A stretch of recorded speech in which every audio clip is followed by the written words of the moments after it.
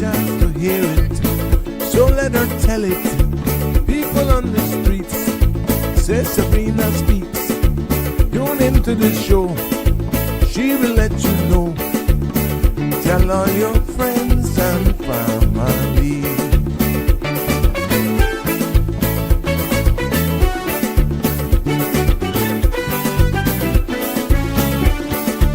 Real talk is no joke. You get the news straight up from grassroots and concerned. You hear some people gone. So tell all your friends to tune in to Good evening, Cayman. I'm Sabrina Turner, and welcome to Sabrina Speaks, your daily dose of clarity, truth, and community insights. Every weekday from 5 to 6:30 p.m., we're tackling the issues that affect you, from national headlines to grassroots concerns. Whether you're in traffic or winding down your day, this is your chance to hear it straight and speak your truth. So buckle up, Cayman. We're not holding back. This is the show. We gotta let you know. Now we got to go.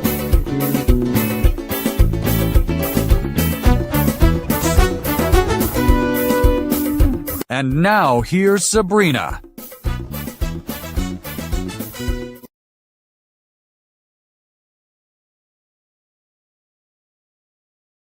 Thursday, I can smell it, I can feel it. Oh yes, the weekend is just around the corner. Welcome one and all, and welcome to another episode of Sabrina Speaks, Voices of the Islands, Conversations for the World, the podcast where voices rise, stories unfold, and inspiration takes center stage. It's good to be back with you today, broadcasting from the beautiful Cayman Islands. Hot as the hinges of hell, but I'm just happy to call Cayman my home, like so many of you. And today's episode, I'm hoping will definitely get your attention with those real field temperatures of 104 degrees, pretty much holding. And we know some parts of the world and in the region are feeling more real-like temperatures, even hotter than that. So that's why remember I started talking about it a few episodes ago, and I think that was earlier this week. And during the Free Flow Friday, I mentioned something and I shared some images with you, and hence me just wanting to dive down into this discussion this evening, because little did I know, a century-long cooling patch in the North Atlantic is really shaping rainfall.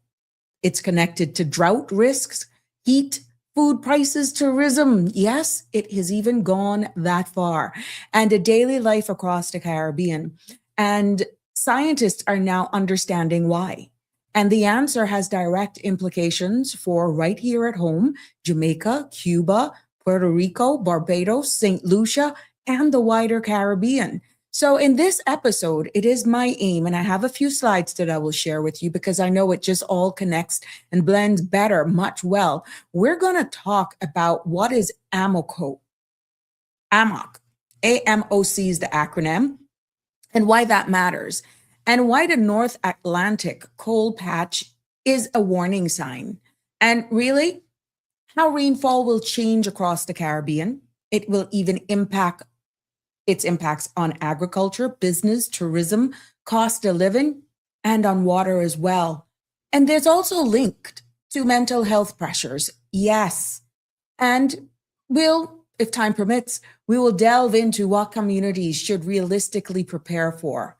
And I'll have some practical recommendations when you look at it from a broader scope, from a broader lens for individuals and families and even businesses alike. So I'm hoping that you stick around with me today and definitely share the link and let your friends know that we're live, because this is not fear.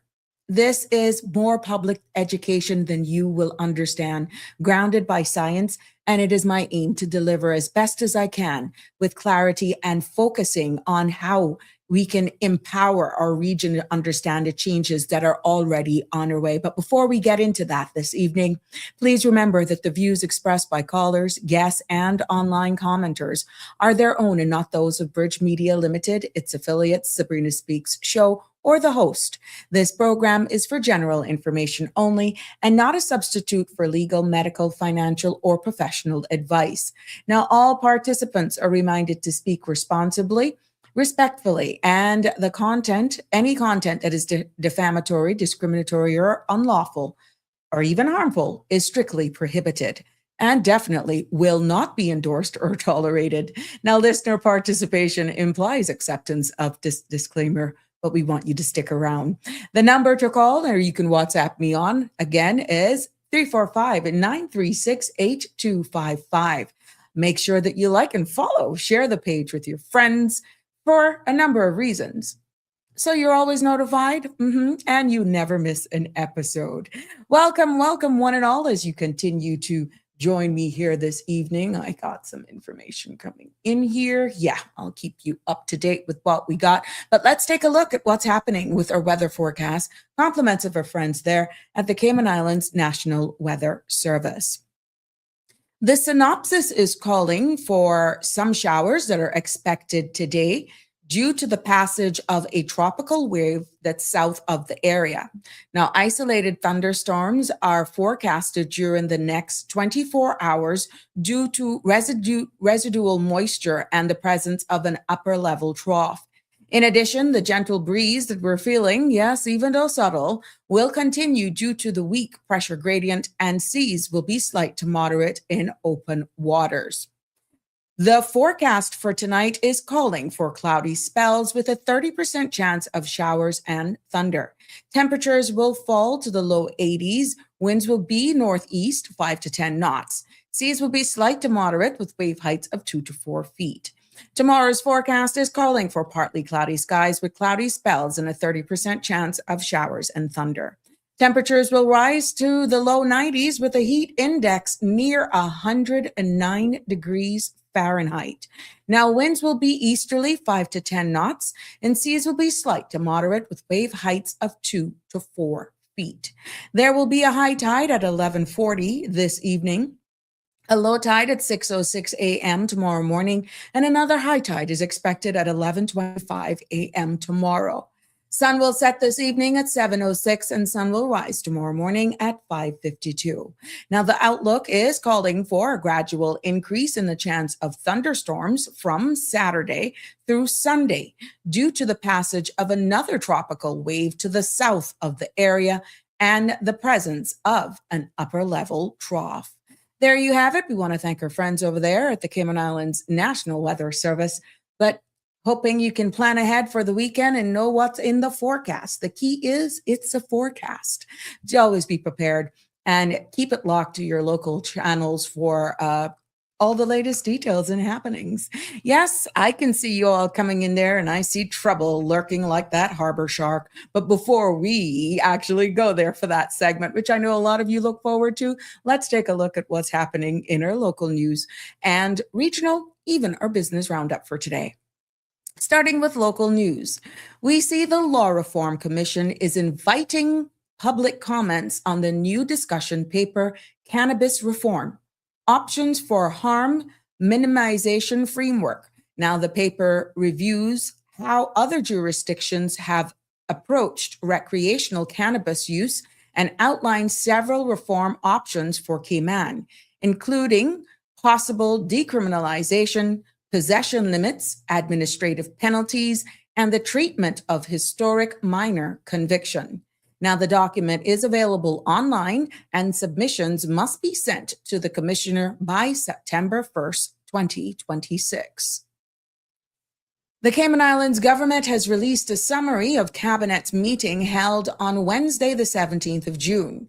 Now, at that session, Cabinet approved the 2024 supplementary plan and estimates and the related appropriation bill for presentation to Parliament. Members also noted the Consumer Price Index report for January to March of 2026, confirmed appointments to the National Recognition Awards Committee for 2027, and reviewed the Cineco annual report for 2025, authorizing it to be tabled in Parliament. Cabinet has also approved higher duty-free allowance for returning residents delivering targeted cost of living relief ahead of the busy summer travel season. Now, from yesterday, July 1st to the 31st of August, residents may bring in personal and household goods worth up to 1,000 CI dollars duty-free, followed by permanent increase on the standard allowance from $500 CI to $800 CI that will start on September 1st. Now, the CI 1,000 threshold will return for Christmas travel. Official says that the change are designed to ease back to school and holiday expenses while keeping the system fair and transparent. In other local news, we turn to one of our own delicacies because we've noticed the sale of turtle meat has quietly resumed at Cayman Turtle Center, ending what appeared to be a nearly 2-month interruption that left restaurants and consumers facing a shortage across the islands. Now, officials says that distribution is now back on track, with availability expected to stabilize as supply returns to normal. The resumption comes after weeks of limited access and growing demand from local eateries and households. We turn our attention to what's news is making regional headlines here this afternoon on the Sabrina Speaks show, starting with Barbados. Yes, because Barbados incoming Commissioner of Police Sonia Boyce says her leadership will center on results, professionalism, and public trust. Now, she succeeds Acting Commissioner Erwin Boyce, who has served in the post for the past 5 years. Authorities have confirmed, however, that there's no familiar relationships between the two. And in her first address following the symbolic handover ceremony, Sonia Boyce outlined her vision as she prepares to assume the office on Friday, signaling a focus on strengthened standards and public confidence. Nationwide news out of Jamaica this evening is reporting that the Jamaican government will petition King Charles for legal guidance on its slavery reparations claim against Britain. Now, Culture Minister Olivia Babs-Grange announced during her sectoral debate presentation in the House of Representatives, noting that the petition is intended to clarify the legal pathway for advancing Jamaica's longstanding reparatory justice efforts. Now, official says the move forms part of a broader national strategy on reparations. In other regional news today, out of Trinidad, just minutes before going live, a routine fishing trip in the Gulf of Paria turned into a terrifying ordeal for Rakesh Donath and his son, Ronaldo. The two were allegedly hijacked by 4 pirates speaking Spanish, robbed and thrown overboard, leaving them to fight for survival in open waters. Now, the pair eventually made it back to shore and reported the incident. Authorities are investigating and urging fishermen to remain vigilant as piracy concerns continue in the area. BBC News is reporting this evening that a man has been rescued alive after being trapped for 8 days in the rubble of a collapsed building following the twin earthquakes in Venezuela. Now, emergency team says the survivor was found during continued search and rescue operations across heavily affected areas. His rescue offers a rare moment of hope as official warns that hundreds remain missing and conditions on the ground are extremely challenging. Out of the UK, and great news this evening because earlier, UK Prime Minister Keir Starmer says pubs across England will be allowed to stay open until 5 a.m. on Monday to accommodate fans watching England's World Cup match against Mexico. Now, the extended hours are being granted as a one-off measure to support national celebrations and avoid crowding in public spaces. Official says that the temporary change is intended to guide venues, to give venues flexibility and ensure supporters can enjoy the match safely and responsibly. Now, that must be ease, and definitely for all of those people in that line of business, they must be happy that that is happening. Let's take a look at what's making you or business market closings for today, because global markets closed mixed today as investors weighed fresh economic data and ongoing geopolitical pressures. The Dow Jones ended slightly higher, with the S&P 500 and NASDAQ posted modest gains. Most posted modest declines. In the region, trading, the FTSE 100 slipped amid weakness in the energy sector, while Brent crude held steady. Now, currency markets saw the US dollar firm against major pairs, with the Cayman Islands dollar maintaining its stable peg. Analysts says markets remain cautious heading into tomorrow's trading session. There you have it. That concludes our evening news. And that's regional and business market report. I know a lot of you are waiting to see the matches that are going to be taking place later, and kudos to all of you waiting for it. Lots line up even as we lead on into the weekend. And I don't know about you, but I'm excited for what's to come, even though I got some commitments that I got to show up to. But yeah, I'm excited for what is on the horizon. And I am really, it's really getting interesting now, and you're hearing more and more who are like, oh, we suffered the loss, but yeah, let me find a new bestie, that type of thing. I'm seeing it. I'm hearing it in the conversations, but that's okay. It's a game, and it's full of emotions. I am seeing some days up, some days down. Some matches will make your heart feel like it's coming through your mouth, and OMG, yeah, it's rough. It is rough. Well, let's send some birthday shout outs, because we've reached that section of today's episode where we celebrate people celebrating their birthday, and we celebrate along with them. Sasha Ebanks, my girl. Happy birthday to you, my love. Happy 50th birthday to you. Hoping you're enjoying your day and you have officially entered the 50s club, girl. Welcome.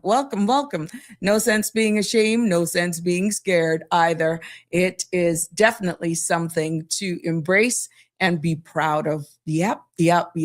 And to all of those other persons who are celebrating birthdays, happy birthday to you from all of us here on the Sabrina Speaks family, just in case we missed you out. It is not intentional. It is not deliberate. We just want to celebrate and share that with you here on the Sabrina Speaks platform.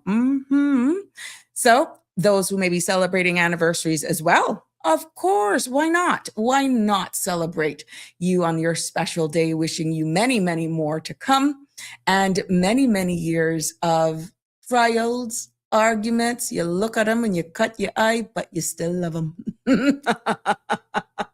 That's what it's all about, isn't it? Yeah. It's called compromise. That's what it's all called.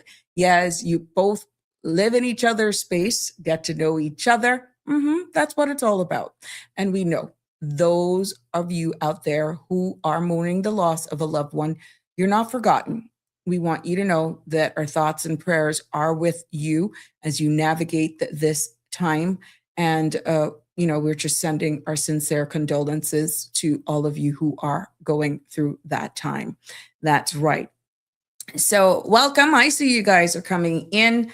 And what is your problem? I'm not convinced that you're always out on the road. I'm actually thinking that you're doing this and you're somewhere.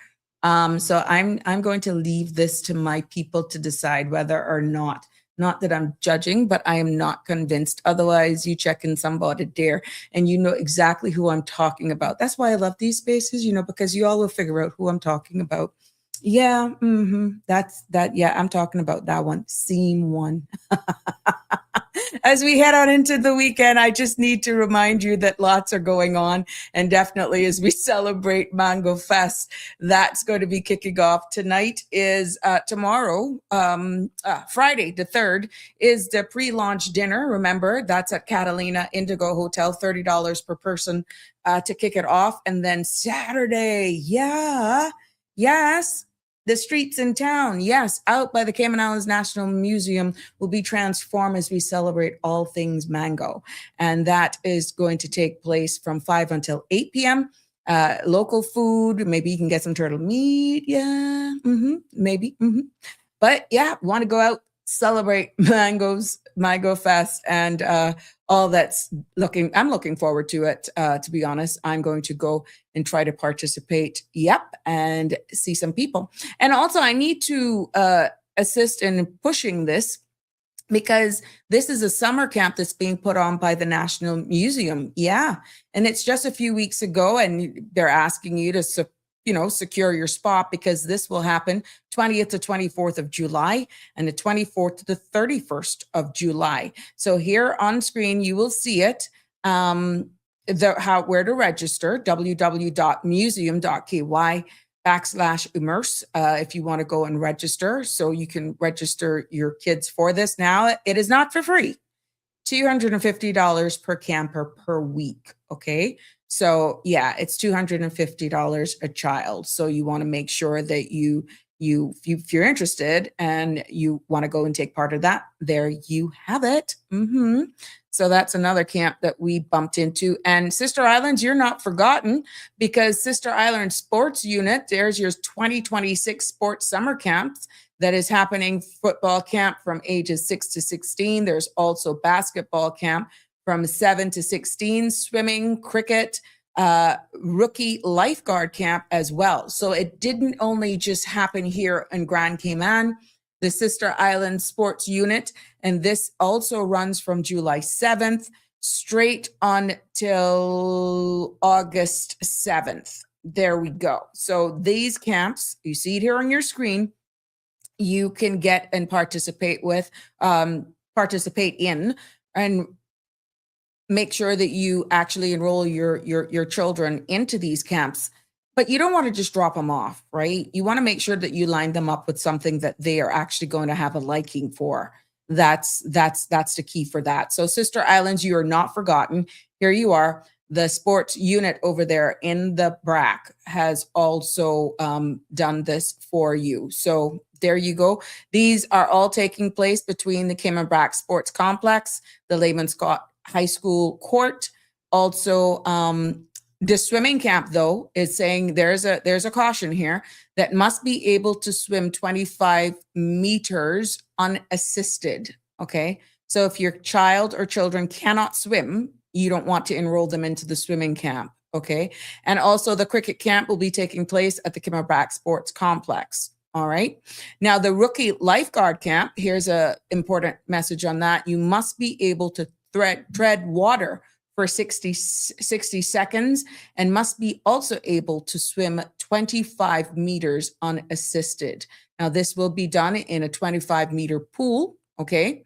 And the various times are there. But I'll share these posters. I'll do a rotating thing, a reel on the page. I'll just put them all together and I'll just do a reel for you so that you guys can see them for yourself and make sure that you can get enrolled and don't miss out. So your kids don't have to be home this summer, not doing anything if you're not traveling. And even if you're traveling and you come back, then, you can still get them into something else. And there is a chart of 5K walk run, more than a race, more than an athlete. This is taking place at Saturday, the 4th of July at the Safe Haven Drive. Registration is at 5:45 a.m. and race time is at 6:30 a.m. This is all taking place this Saturday. So there you go, from the healthier side of things, and keeping you all informed. And remember, thank you for all of the fabulous feedback yesterday at the discussion of Melanie and I in etiquette. But yes, remember that registration deadline ends on July 17th for the Polished Presence Etiquette Week of 2026. So yes, that is from July 27th to the 31st. Those are the dates. And there you have it. But you got all of that, that whole package yesterday, which the feedback that was received was amazing. I thank you all for sticking and staying with us, and for even the troublemakers that were actually just pushing the limits there. Oh, yeah, we want to thank you. Let's see who's here with us. Donnie's in the house. Oh, good evening, Donnie. It's so good to have you joining me this evening. And Connie as well. She's saying good evening, Auntie Sabrina, community activist, and the crew. Alfred Reed is here. Good evening to you as well. Damien Henry from the UK, yes, he's saying good evening all. And what's your words for today? He's saying, like a lone tree standing firm against the wind, there is a quiet beauty in remaining faithful to your soul. While the world may try to reshape you with its expectations, true strength is found in embracing your own voice, walking your own path, and blooming in your own season. To be yourself in a world that is constantly trying to make you something else is the greatest accomplishment. You are so right. You don't care what people say. Be you, whatever makes you happy, whatever satisfies you. Connie Bonnie, anti-USA was treated unfairly last night, but see how it turned out? Oh yeah, I saw it. That was not called for. It was not intentional when the US players accidentally came down on the opponent's ankle. But oh my God, that must have been painful. And they got a red card and they played one man down and they still took it home. They scored another goal after that. Yeah, I saw it. It was not fair, I don't think. And even the crowd, but you know, who God bless, no man curse. So that's what I'm telling you. Your emotions go up and down and you get angry. And then there was a time I was watching it and I'm like, kick the ball like you want to kick it. It's like they were just doing these little baby kicks. Yeah. I just had the entire living room for myself, yelling and shouting. And mind you, this is somebody who just likes a good game. Mr. Man, behave. You hear? Oh, so you know. Plain and Straight is here with us this evening. Plain and Straight, good evening, my dear. They're saying, K-Man and Sabrina, it is a pleasure to have you. Andrew is here as well. Good evening. Blessed Thursday to you and the Cayman Islands. Always good to have you on board, Andrew. Michelle, how you doing, girlfriend? Good evening to you and the Cayman Islands. Damien Henry is also saying, that's modern football for you. You you have to be perfect. Oh, you have to be perfect for the system. Yeah, man, that was really a bad call. Even a caution, but a yellow card. But I didn't think the red card was justifiable because even the commentators were saying it was obviously not intentional and it just happened. It's the sport. So, but hey, again, who God bless, no man curse. What he said, I hope you deleted that picture I sent by mistake. That would be cheating. OMG. No, man, that's be good. I just was like, how the heck you would have expected me to say that anyhow? I just laugh. Oh my goodness. Yeah, man. We good. And you know I didn't put it up, so don't worry about it. And that's Connie's flowers for today. Thank you very much, Connie Bonnie. Thank you for that. Your secret's safe for me, girl. You call content creators and bloom. That's all that matters. Beautiful, beautiful orchids today. Yep. I'm loving it. And Donnie from Green Valley Nursery, content creators and bloom. That's all I'm worried about. That's it. You guys are doing a phenomenal job. And here is Donnie sending us some beautiful beauties. Yes, from Green Valley Nursery out there in Lower Valley. They're open from Monday to Saturday from 7 until 4, and they're closed on Sunday. So these are some of the beauties I'm quite sure that you can either steal, and if I were like her, I'd sell anything that we see here. Somebody said, I saw that on the Sabrina Speaks show. Do you have this? Because they could screenshot it. Girl, sell it. But these are their beauties for today. And thank you so much for sharing those with us. Now, for those of you who caught on to the hint just now, that I'm not convinced that this is everything.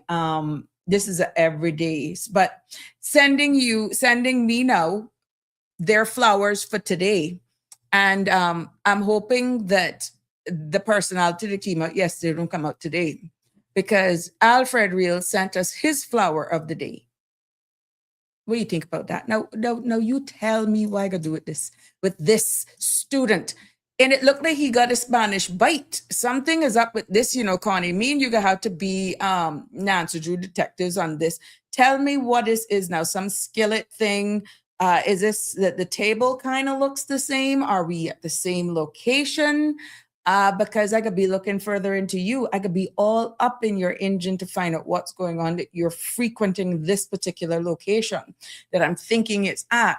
So you just opened up a Pandora box about you you shy and you this and you that. Oh yeah, I'm building a case file on you. I am yeah, stir fry. I know. Yeah, but look at the table. We can look at yesterday's. Connie, we could check that person out. But you know what? I asked for scenery. I asked for flowers. We got fruits, and now we're sending these delicious looking dishes, which that's probably another segment that we're going to include here. What are you eating? Or what have you had? So yeah, Alfred, trouble, we could be up in your business just like that.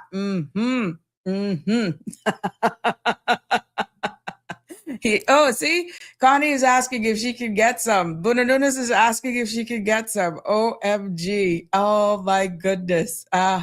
Who is he trying to charm? Oh, well, unless he has on darkers and a baseball cap, he seems to be very shy. So I couldn't see him just going all out. Like he'll probably frequent that restaurant for like months on top months before he musters up the nerves to say, how are you, or build it up. You know how it is. Now hear us just doing this man business all out like that. OMG. Oh my God. Yo, you go order. You order. Ask him where it's from. But you know what? He not gonna tell you, because then we gonna know his little spot. Because we could just go and just hide out to see when he's there. We could go. We could check him. Oh my goodness, this is good. Welcome, one and all. And thank you all for logging on, joining on this live stream as we just take poke and jabs at this lighter section of the Sabrina Speaks every evening here. And where's Aliano this evening? He's late to class, or he's on Jerry Springer Beach. Which one? Probably he's checking the real weather for us as he normally do. But it is good to be back here this afternoon, getting into another interesting topic. And I'm hoping that you would appreciate what I'm about to deliver here this evening and make it all make sense with the hot temperatures that we are experiencing, and that it will all make sense, or you can see some relation into what I'm saying. It's not going to be that high tech. Hopefully you will not find it boring, and that I could keep your attention long enough to make it all make sense. And then preparedness is the best thing, because you can make more informed decisions when you are best, one, educated, informed, and understand what's happening with weather patterns. And you may say, well, Christ, what's she talking about, this whole thing in Greenland? What does that have to do with us here in the Caribbean? Oh, really? What does it have? Oh, yes, it does. It is connected, and you would be surprised how it is connected. So I encourage you to stick and stay with me this evening as I break this down here for all of us, hoping that I can bring some clarity and understanding, better understanding overall, to what's really unfolding right before our eyes. That's the wrong one. There we go. I'm getting some slides so that you can follow along with me much better. And because what I'm going to be talking about is something that may sound scientific to you. I'm going to be using some acronyms, but it's not complicated. I'm going to be as layman as I can in how I delivered this to you. I know the game is about to start. There are 2 games, I think, tonight. I respect all of that. But the good thing about showing up here is that you can always go back to this even after the live ends, and you can play catch up on the episodes. Even for those who were celebrating birthdays and playing catch up, we appreciate you touching base with us. But yeah, what we're going to be talking about, Connie is saying, so that individual is sly with the mouth, voice, and beautiful speaking. Nah, you do think so? Might surprise you. North Carolina Love is joining us this evening. Hello, Marshall. It's good to have you with us. Always a pleasure having you jumping in on the live. But yes, what I'm going to be talking about is something that sounds far away. sounds far away. Something that sounds like it belongs into, and I had to do my research. I was doing this for almost a week and a half, 2 weeks. So please bear with me, but to make sure that I keep on track and to deliver how I want to deliver it, because I'm no weather expert, but I tell you what, the more and more you dig and you check reliable sources, you get a better understanding of really what's happening. So I ask for your patience and understanding as I deliver this, because it's all relative to the temperatures, the droughts, the less rainfall, the lower amounts of rainfalls that is forecasted that we have seen. And there is some proof that goes back for over a decade now that is just blowing scientists' mind. And there's a cold blob that's off Greenland that is actually contributing to it and what that means. Because what I'll be talking about and going more in detail is about the part of the Atlantic Ocean that has been quietly cooling for more than 100 years, not a decade, but scientists are just picking up on it. So for more than 100 years, there's a part of the Atlantic that has been quietly cooling, and a patch of the ocean south that sits south of Greenland that scientists called the cold blob. You can go and you can Google it yourself, okay? And no, it's not a movie. I thought it was, I had to really double check it to make sure I was seeing something that was legit, but then it all makes sense. And this is a signal that the ocean has been sending for a century, a signal that it has been sending, and only now we are learning how to read it properly. So in this episode, I'm going to do my best to break it down in pure layman's terms, just clarity. And we're going to be talking about what this cold patch really means, why scientists now believe that, a major ocean system is slowing down, and what the system does to our weather, and how that same change and slowdown affects the rainfall here in the Cayman Islands, Cuba, Jamaica, as far away as Barbados and St. Lucia, and what it means for our daily lives, because you'd be surprised how it all impacts our daily lives. And it has its impacts on businesses as well. And of course, you would know agriculture would be affected. But we extend even our lens just a little bit further out, because they can tie this into having it impact mental health and community resilience. So this is not doom and gloom conversation. I'm hoping that you will understand what I'm trying to do from a public education standpoint. And I invite you to join in on the conversation as well. So settle in, get comfortable, and we want to get started. But because I'm going to be using some acronyms, and it's AMOC, AMOC, and you'll be hearing me talk about the ITCZ. Those two acronyms I'm going to be using this evening to explain certain things, but then they will have their own definition, just so I won't be doing this tongue twister for the entire episode. But to just stick this into your memory, when you hear me say AMOC, AMOC, that means that the Atlantic, that is the acronym for the Atlantic Ocean's conveyor belt. Picture that conveyor belt that goes around with your luggage, or the conveyor belt at the grocery store, right? Picture a conveyor belt. And that conveyor belt is warm waters that is moving north. Then that same water cools, and then it sinks and flows back south. Okay? So the AMOC, AMOC, is a conveyor belt, and that is what it does. Pulls the water out of the Caribbean that is warmer.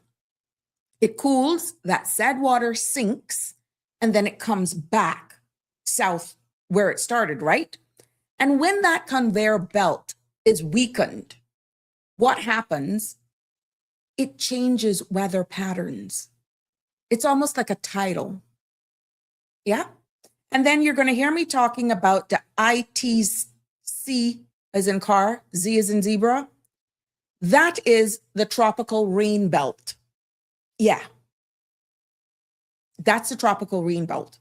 And that is the main highway for the rain but the rain near the equator. And for those of you who did geography or was paying attention in school, you know where the equator is in our proximity to the Cayman Islands, right? But this whole thing bundled up in one package is when this conveyor belt slows down, when it weakens, the rain belt itself shifts more south. So places north of the equator then gets less rain, and places closer to the equator gets more or stable rain. So you see what I was saying here? Look at this that's on the screen. That is the conveyor belt effect. And you see where the weakened AMOC is? That's the cold blob that's way up there. You see Greenland that is on the top of the screen. That cold blob right there is what has been cooling. And scientists have discovered now that has been cooling for 100 years.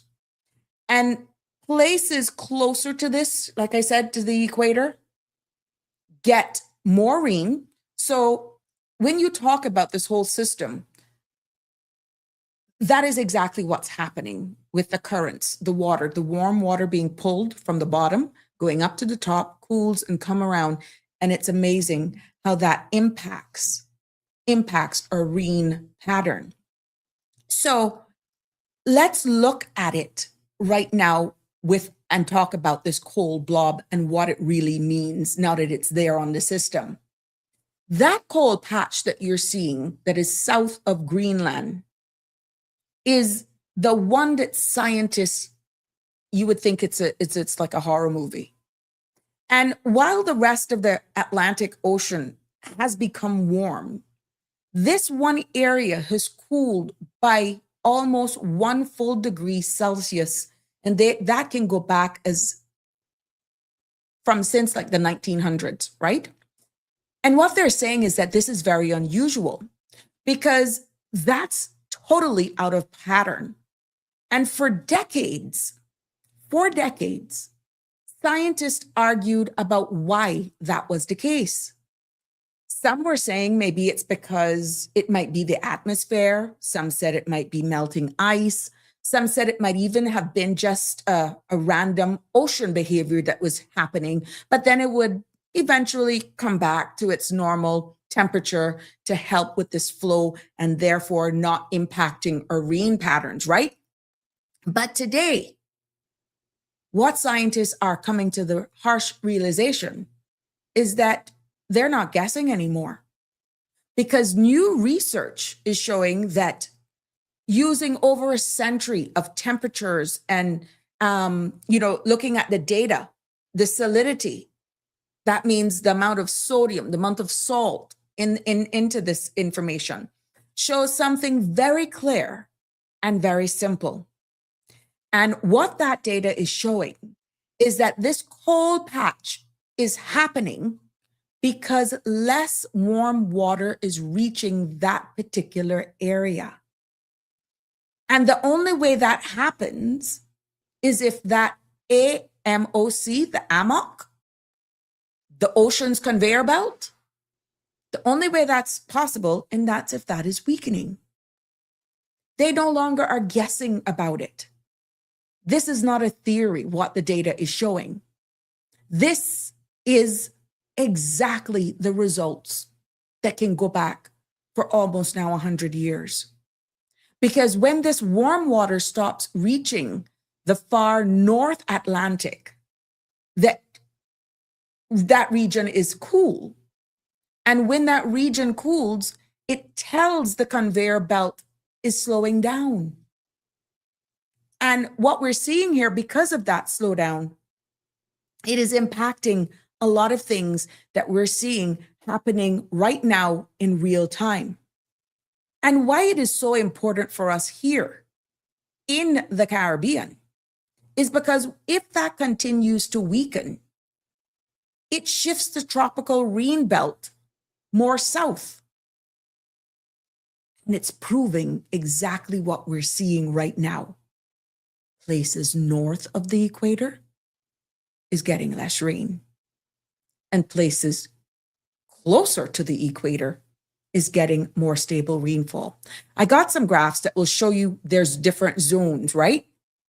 Because when we see our own forecast that has been released from our very own forecasters here in the Caribbean, in not so technical scientific terms, I think they're just giving it to us as real as they can.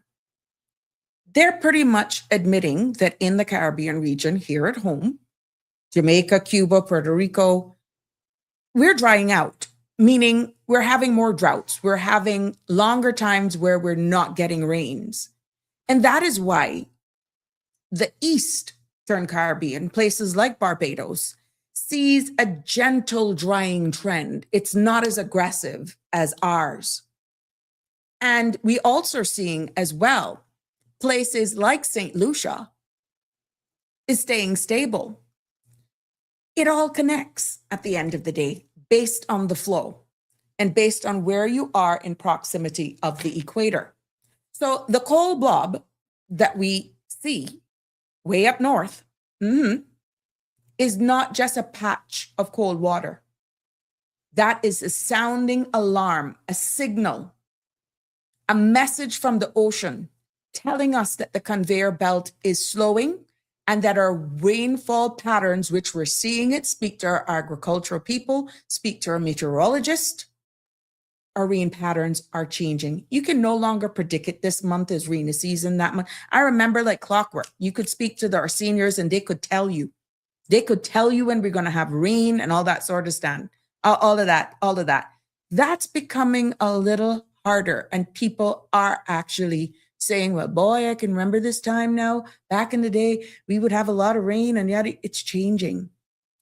And if you understand this conveyor belt system, that will help you prepare, to plan, to protect ourselves, our communities, and come to the realization that this is a reality and it's happening. And thank God for science.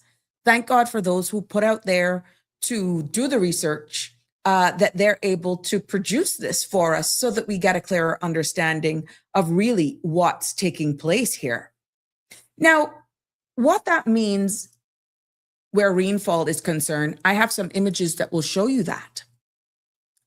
Because let's bring that home to reality. One of the clearest ways that the oceans itself changes shows in our everyday life, right here across the Caribbean. And we see the bigger picture of things. We can look at our areas where in the Caribbean, that totally depends on this for agriculture. And, you know, when these ponds, these rivers or reservoirs dry up, thankfully for us, we have desalination and all that sort of stuff. But on the wider scale of things, we know when less than rainfall happens, the earth gets hotter, right? When that belt moves south, yes, places like us, let's start with here home. We see here, Cayman Islands, Jamaica, Cuba, and Puerto Rico. Let's get it right here. We see where these islands sit north of the equator. And what we're seeing here is that when this rain belt shifts, rain slows down.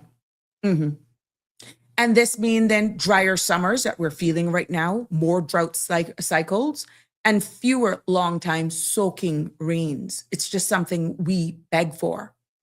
If you look down here on the other side, where you can see places like Barbados, that sits a little further south. They still lose rainfall, but not as sharply as the northern islands. Yeah, their wet season has weakened. But like in our areas, look at that. The dark blue, number 2. I'll break this down for you because I'm going to come back to these slides. That, yeah, number 2, they're not like ours. They're in number 5. And I'll break that down for you, what that means, right? We see where St. Lucia itself sits closer to the equator. And that's the rain belt. And so when this is shifting, we see where St. Lucia, places like St. Lucia, may actually get the same amount of rain. They may not see the dip, the drop, or the heighten. They pretty much remain neutral. But what it means for the region is that we won't all experience the same changes. No, we won't. Some islands will definitely completely dry out. Some will be in a red zone, and some will be stable enough. And a few may even get slighter, wetter weather. We have seen Brazil. We've heard about the landslides. We have seen Nicaragua, some parts of Honduras and Guatemala and all of those, where they've had days on top days and top days of rain. And you're like, oh my gosh, I'm hoping that it comes further up to us and the forecast brings it. Oh, then we get a 30% chance and a 20% chance, but hoping those high pressure systems, they will pull it up and then it doesn't happen. Are you understanding what I'm talking about? Are you connecting the dots? I know a lot of you follow the weatherman.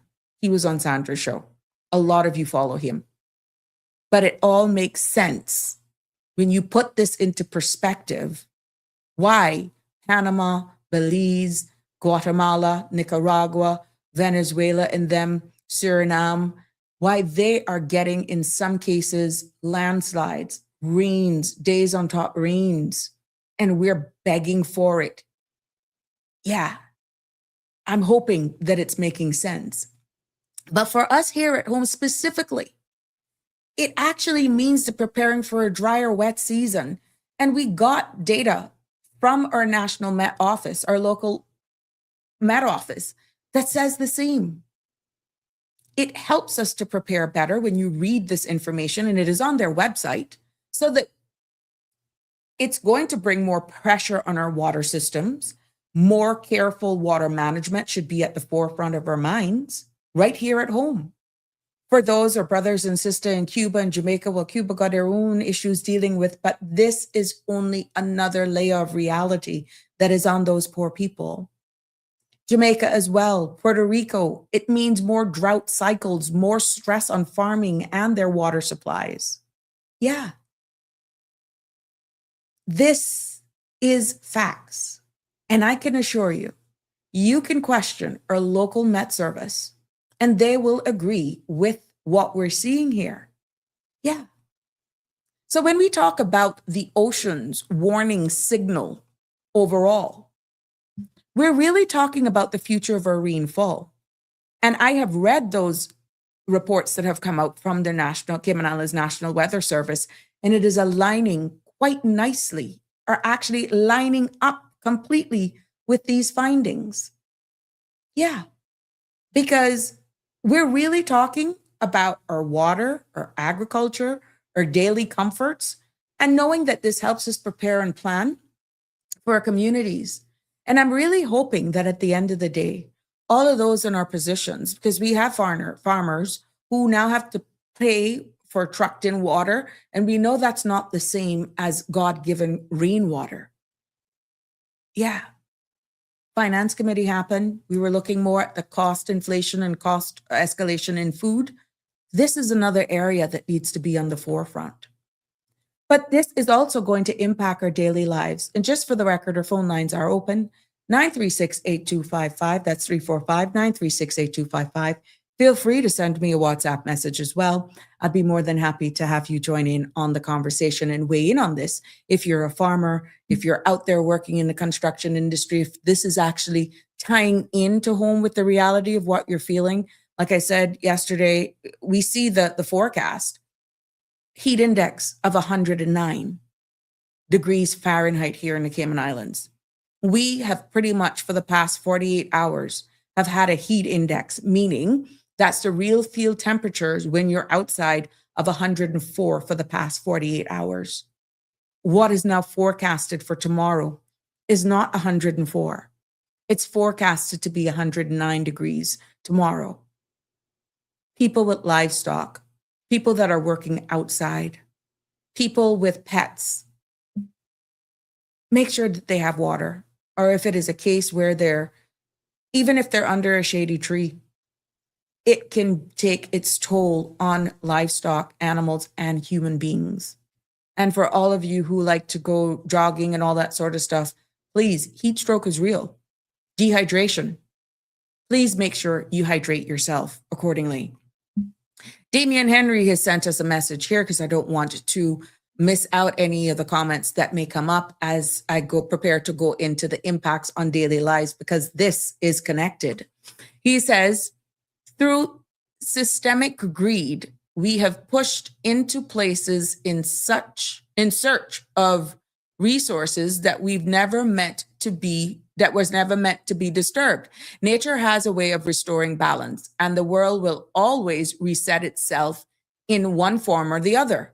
We must be prepared for increasingly unpredictable tropical weather and natural disasters, because change is not a question of if it will come, but when. Be prepared. And Damien, thank you for weighing in on that, because this is real.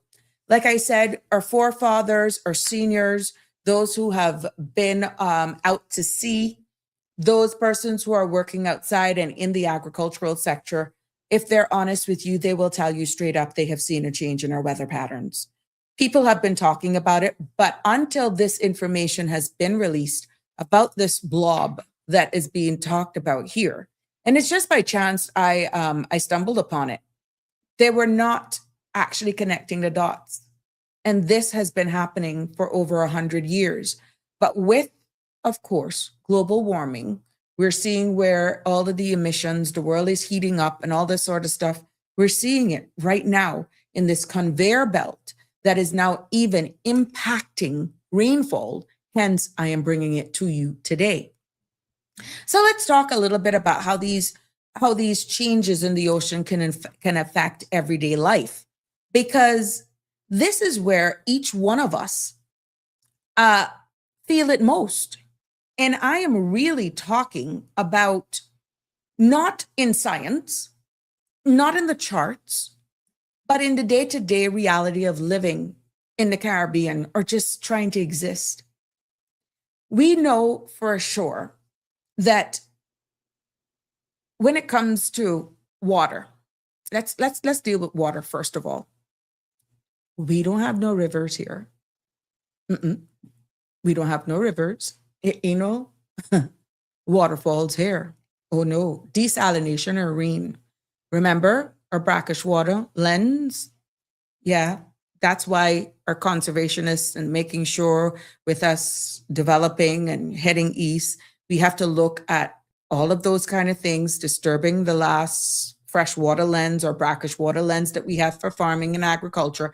And this is why certain paths that are being considered for the continuation and extension of that road has become so topical, because there is a lens that is in one of the footprints and they don't want to disturb that because of the vast amount of agricultural land that is in close proximity to some of the areas. Okay, so when you look at what we survive on, we depend on desalination, meaning turning water, using systems to desalinate salt water and make it into water that we can drink. And kudos to the Water Authority and all of the water companies that are doing a phenomenal job, because in comparison to other places in the region, I can say we are blessed, right?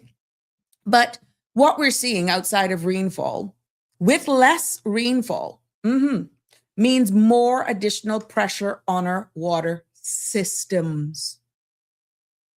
If this, my friends, is going to be a reality, and this continues to slow down, and therefore hampering our rainfall, what do you think is going to happen? We're going to be totally reliant on desalination. Yeah. Because with that continued strain, because of lessened rainfall, desalination plants and infrastructure have to work harder. People will then start to pay more attention on how much water they use. We have been blessed thus far. And showers becomes shorter. Yeah.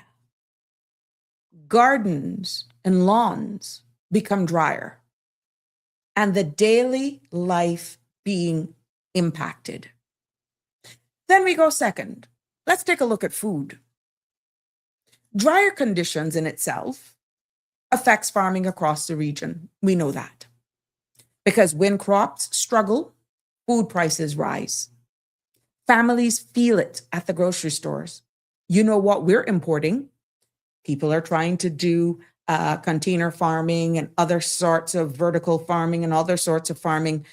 We have our own challenges here in the Caribbean. Some islands are much better off, but just dealing with it at home. Speak to some of the farmers. That job is not easy. And I raise my hat to you, to all of you who have not given up, who have continued in it and is doing your part and playing your part in agriculture, because we know our environment here comes with its own set of challenges. We're flat, our salt content is high, our water table is very high, and that is not always fresh water, brackish water. Sometimes that's outright salt water.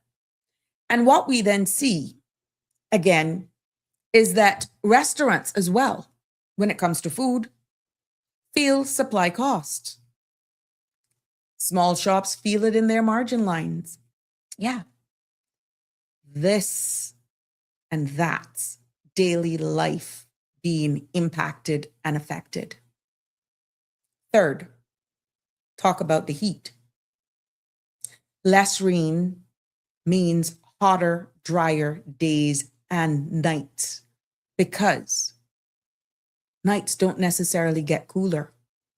We've had some temperatures that have remained in the high 90s long after the sun is set. People feel more tired. How much of you have heard people coming in from lunch and said, oh my God, I feel so drained in the past couple of days. I feel so tired. Everybody's like, I feel drained. Heat. We're going to have a heat index of 109 that's forecasted tomorrow. Children feel more restless. Seniors feel drained themselves. And guess what?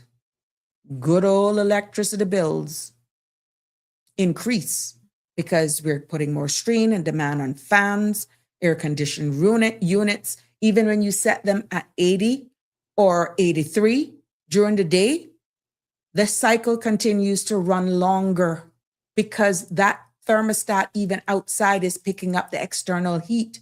So you could say, why is it running? Why is it running? And you don't have it on fan. You have the fan even on auto. The cycle are taking longer because there's thermostats inside and outside. So your units are running. Your units are running. So you may say, but I turn up the temperature. I turn it up a little higher, so it should stop. The thermostat outside is reading the external temperature, and they're trying to calibrate to keep you comfortable inside. And guess what? For all of my ladies and gentlemen who are working outside, outdoor workers feel the heat directly. That, my friends, is daily life that is being impacted. So you sit down there and think, oh, she's talking about this cold blob all the way in off the coast of Greenland. What the heck does that have to do with us? You better stay tuned, because it's impacting our rain pattern. And it is impacting our daily way of life. Fourth, let's take in how it looks at health. Heat stress leads to headaches. Definitely hydration if you're a coffee drinker, if you're a Coke, soda drinker, that sort of stuff. Irritability and fatigue. Don't blame it on andropause. Don't blame it on premenopause. This is compounding additional stuff that is on it that can be brought on by what's happening and how it impacts our life.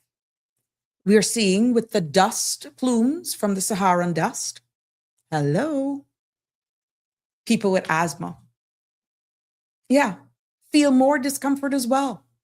We had Alfred Reel that suffered for what, almost 3 weeks, Alfred? 3 weeks? Suffered. Then we know what the data has revealed about non-communicable diseases here in the Cayman Islands based on the STEP survey data. How much people have diabetes, high blood pressure, heightened cholesterol. Guess what? People with high blood pressure also feel the strain when we have hotter temperatures. And it impacts our sleep. Yeah, because if you're not comfortable, whether it's hormonal or not, yeah, there we go. That's daily life being affected. There's a fifth one.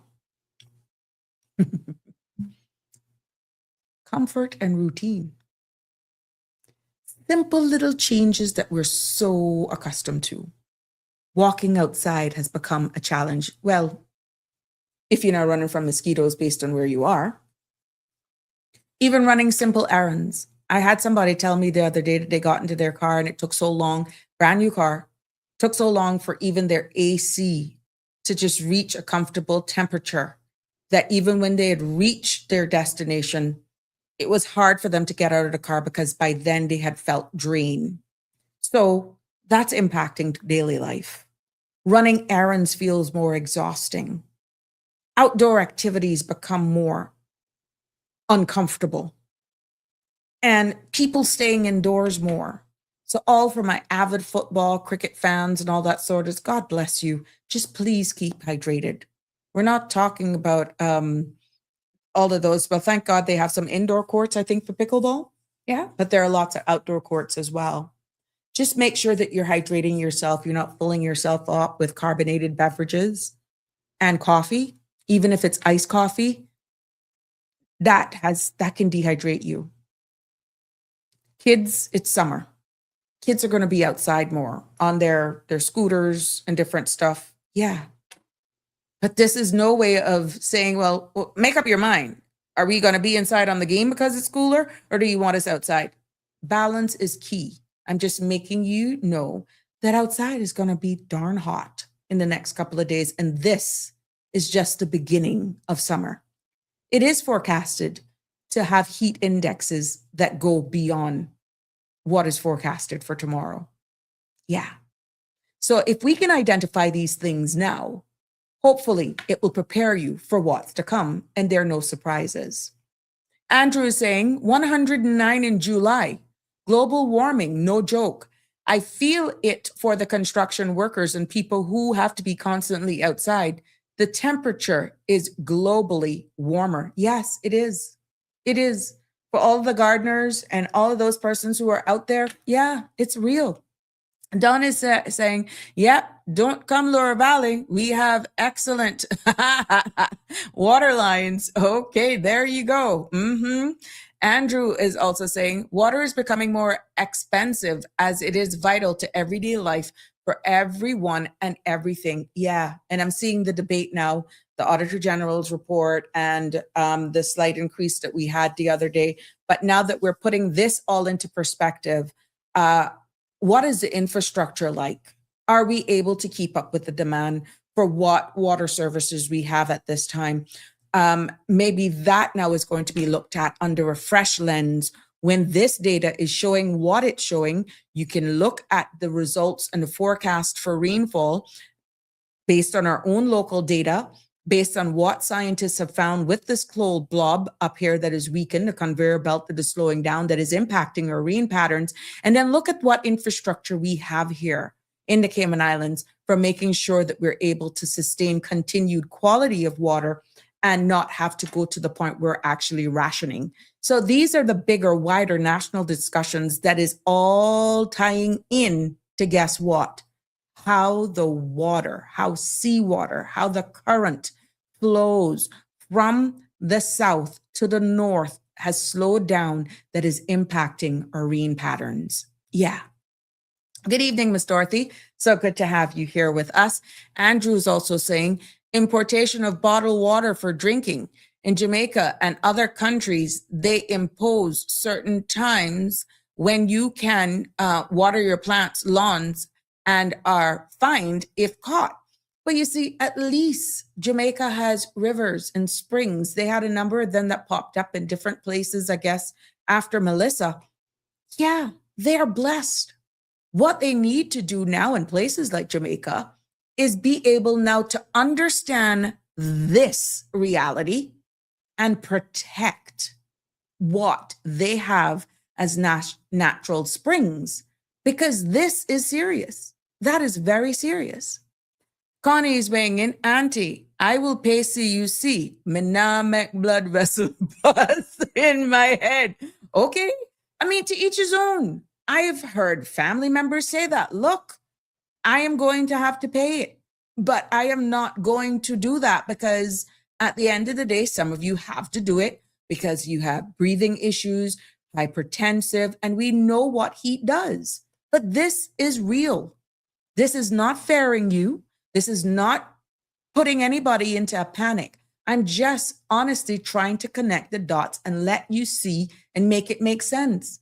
This is by no means even to dismiss forecasters. But when you go 5, 6, 7 days out forecasting, saying, oh, well, this blob of rain is further south, and, with the upper level high pressure, it's going to pull it up. The moisture is going to come up. With everything that scientists have found, even if it pulls it up, we're going to get less rain.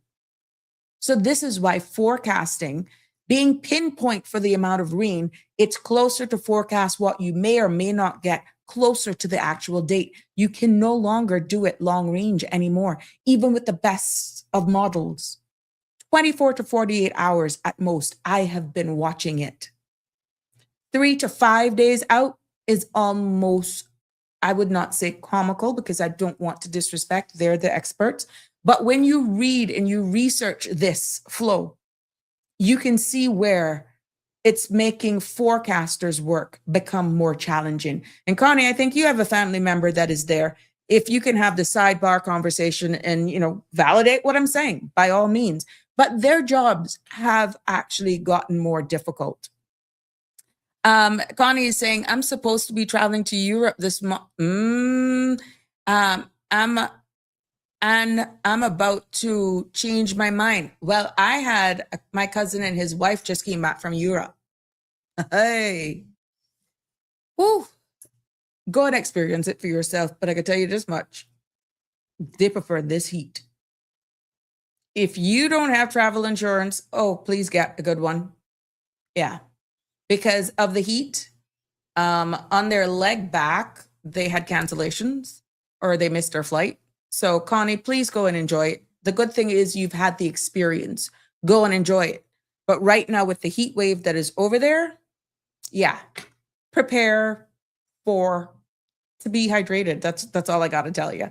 So I'm waiting to catch up with them over the weekend to hear all the stories. And I'm quite sure they were good to be in Europe.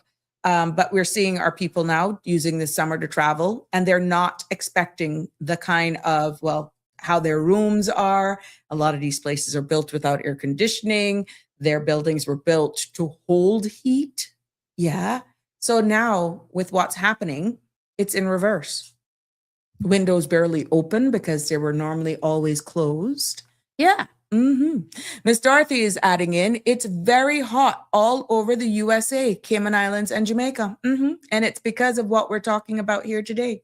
Some of the reasons is exactly why we're talking about it here today.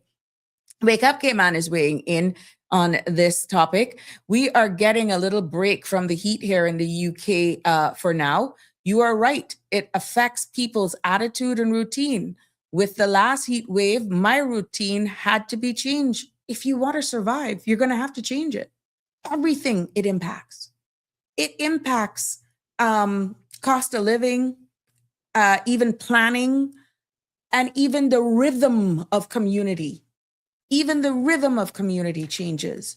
It impacts everything. You may not even look at it until now we're breaking it down and dissecting how the weather impacts all aspects of our life. And I'm thinking of changing my mind. Don't change your mind. Go, girl. In that case, I'm asthmatic, have sinus issues and hypertension. So you see, I'm with you till I'm with you till November. Well, look, Sorry to be the bearer of this news to you, my love. This heat pattern is forecasted to go into at least the first quarter of 2027. I need you to let that sink in. The heat, not necessarily at these astronomical temperatures, but even Christmas is forecasted to be hot. Yeah, above average temperatures. So what does that mean for those areas that is further away from the equator? Is that they are going to get some heck of a blizzards. They're going to get some bad snowstorms. And for us, even though it may be cooler for us, it's still going to be hotter than what we anticipate or what we're accustomed to during that time of the year. So we may see this prolonged time based on all of the findings go straight into our new year. That's the reality. Andrew is saying the elderly in our communities who cannot afford high CUC bills, they will have to go outside on a porch or something with a hand fan. But even that comes with this risk because it is so humid that even with the hand fans, they're using energy and all this sort of stuff. We just have to honestly just come together as a community to do this because it does have its impacts even on our tourism product. It has its impact on businesses and tourism. Yeah. Workplace, everything. Operational costs are being impacted. Pressures are being seen on small businesses. And tourism depends on weather, right? It depends on comfort. It depends on predictable seasons. Hotter, drier landscapes, higher cooling costs, trying to keep your customers and patrons okay. The visitor experience. Outdoor may not be so appealing anymore. And tour guides, beach staff, construction crews, all those guys that work on the beach attendants, pulling those chairs, making sure you're freshening up those towels and all that sort of stuff. Heat stress. These are all things, and I'm hoping that those persons working in the hotel industry with that hot sun reflecting off of that sand, that they will have contingency plans in place, cooling fans, and just really think about this totally different. And also making sure those same attendants are checking in on their guests who are out there sunbathing. That may be another level of customer service that was not even thought about. You're on holiday. You're drinking a few alcoholic beverages, adult beverages, that in itself dehydrates you. And yeah, you go there and you fall off. God forbid. I'm just saying, your body overheats and you don't know what's happening. You don't know if there are underlying conditions. So these are some of the different things, tips that, we're not thinking about, that because of these heat indexes, because of the change in weather patterns, because of our drier seasons that we are in, because of the amount of construction, height of buildings, the heat that those buildings holds that then radiates when we're supposed to be cooling off, the heat then comes out of those buildings is what pushing up the heat index. The asphalt in the roads, the pavement, the sidewalks, the courts, all of those are emitting heat that is pushing up the temperature even more. Yeah. So this is reality. There comes a risk that it even impacts insurance, because what we're seeing is that with climate shifts can also mean higher insurance premiums for businesses and tourism operators, hotels, condos, restaurants, and attraction face rising costs because insurance see the risks. And if they didn't see it, oh dear God, I went open up my mouth about it today. Yeah. All of you guys at the theme parks who are going to, let's say, Florida, going to the water parks and all that sort of stuff, expect longer lines. but it doesn't limit the heat that's going to be coming off of that cement when you're going from one ride to the other if you're at the water park. Because you're at a water park, you're pretty much barefooted anyhow. But you know, if you've ever experienced any of those water parks, how hot the pavement can be until you get where you're going. Yeah. So these are things, the risks factor increases. And of course, work stresses, because outdoor workers are facing the heat exhaustion. So that can slow down productivity times. It's different if you're outfitting an indoor or working indoor. Make sure you're looking at ventilation and all that sort of stuff. Yeah. So these are something to think about. My daughter, she says it's hot. Is she in Europe? Is your daughter in Europe? 𝗪𝗵𝗲 is weighing in and saying, speaking of farming, I wonder how the government grow boxes are going. I have never seen one. My watermelons are coming up good. Oh, really? It'd be nice. Share a picture with me one of these days. 𝗪𝗵𝗲. I'd love to see them. I was there in the last one, Anna, and I'm not doing it again. Oh, for what? The last heat wave? Where? What? You're missing me on this one. 𝗪𝗵𝗲 says, so true. Your environment forms your personality and the weather plays a big part. 𝗪𝗵𝗲 is adding on. 𝗪𝗵𝗁𝗲. Hi, Sandra. Can I get a number for you? This is Sabrina. 9368255 is the number for the show. But yeah, it happens. I get called Sandra all the time, but this is a Sabrina Speaks show, just in case you're mixing up the two. Damian Henry is also weighing in. 9368255. If it's Sabrina and that was a fraudulent slip. 9368255. Damian saying it's normally the winter season that impacts schools, educational providers.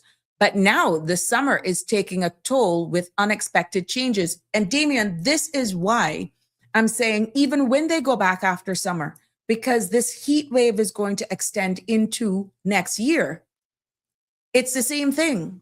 It's going to be a change. And this is something that we have to look at. Yeah. Yeah. 9368255. 9368255. Let me see what I can do here. Woohoo. There it is on the top. And you can also send me an email if you so desire. So Andrew is saying companies probably should introduce flex time for employees, 7 a.m. to 2, 8 a.m. to 3. More work from home to reduce traffic congestion, lower rates for tourists visiting, introduce cooling zones in each district with solar panels. Now, then, Andrew, some people won't go to work because they're not using their utility bill. But for those who may want to stay home, I see exactly excellent ideas. Let's hope that they will actually see, maybe this is something that they're discussing amongst themselves, because not whether or not this is happening, this is, we're feeling it now. It is already impacting us.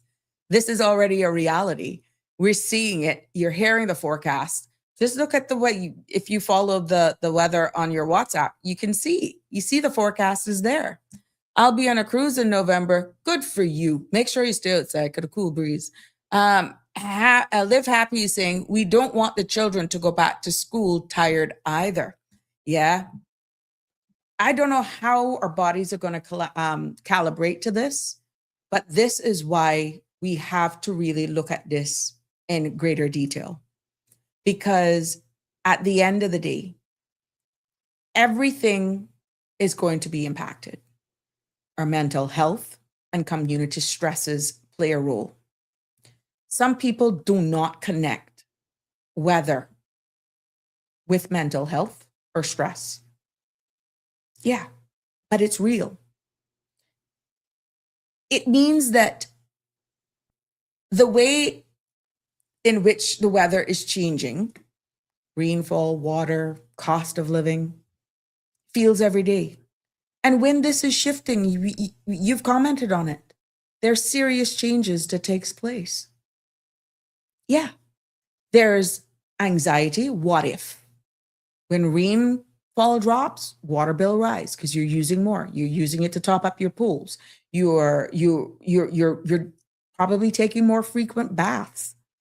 And if you really love a green lawn and don't have turf, yeah, you want to water that more, or your fruit trees or your ornamentals.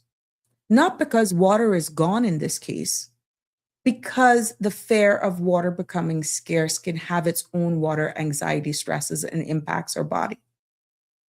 And if we dig further into looking at more of our capabilities of our water infrastructure here, and we're realizing where eventually, as our population obviously continues to grow, the demand continues to be for the supply on our water lines and all that sort of stuff. Have we given them enough money in order to upgrade their systems, maintain what is there, and address any needs so that we don't find ourselves reality having water anxiety? We're not only dealing with that. When this shift in the weather patterns change, it doesn't mean that we won't be impacted by hurricanes. So there's storm anxiety that's built into all of this that impacts our mental health. Because, like I said, the slowing down of this conveyor belt doesn't stop hurricanes. People feel a bit more nervous during this time because the weather feels different. Storms feel stronger.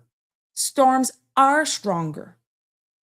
Rains are unpredictable, and we could have what you can consider like a cloud burst where you get thunder and lightning and just these torrential rains, flash floods. Yeah, you're seeing it. That's all anxiety. People start saying, I don't trust the seasons anymore. What's the sense of listening to my forecaster? It's not making any sense. Yeah. When this happens, it doesn't limit our possibilities for the realities of a tropical storm or a hurricane. And that's why hazard management, Mr. Tibbetts and the crew over there are saying it only takes just one. That's all it takes. Yeah. When you're talking about then coping, because we have to navigate it, climate stress is real, but I must tell you, it's manageable. Connie has sorted out how she can manage hers. She just already said to herself, look, I got to pay the CUC bill. Some people don't have a choice. They're bracing for impact. They're probably going to cut back on what they buy for groceries. They're going to have to cut back on maybe how often they go out to hang with friends. Maybe over the summer, they would have, gone out a couple times, but no, they're going to have to do something to compensate for the usage of energy and cut back on something that in itself plays havoc on your psyche. But it is a way of coping. It's coping. Taking breaks help. Talking about stress helps. And just checking in, as Andrew alluded to, on seniors help.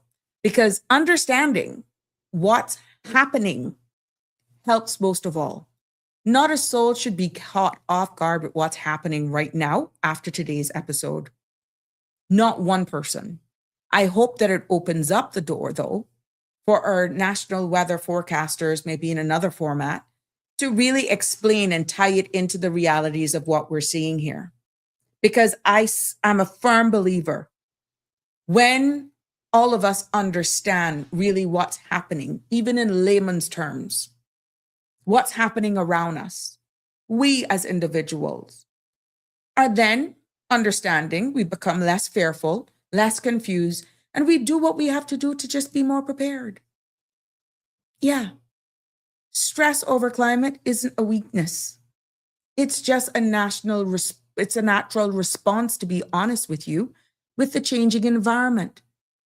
Many of us says, well, look, what they're doing in India, Dubai, and all of this for all this energy consumption that is just warming the world. What we do here in the Caribbean makes no difference.